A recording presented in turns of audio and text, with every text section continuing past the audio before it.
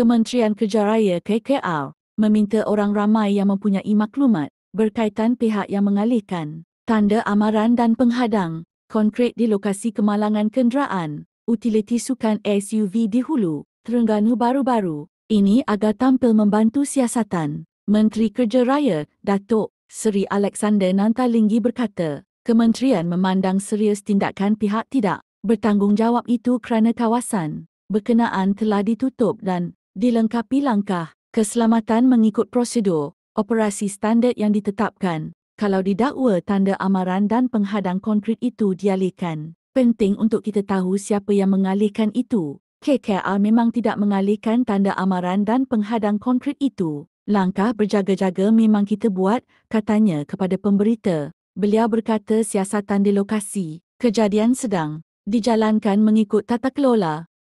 Namun pihaknya belum dapat memastikan pihak yang mengubah kedudukan penghadang keselamatan tersebut. Jumaat lepas, sepasang bakal pengantin yang menaiki SUV dari arah Hulu Terengganu menuju ke Gua Musang maut selepas kenderaan yang dinaiki terbabas dan terhumban ke gaung sedalam 61 meter di kilometer 52 Jalan Kuala Jeneris Sungai Gawi Aring Bukit Kawah. Polis sebelum ini memaklumkan faktor kecuaian dipercayai menjadi punca insiden itu sementara pemeriksaan mendapati tanda amaran dan penghadang konkret di lokasi kejadian telah dialihkan oleh pihak yang tidak bertanggungjawab.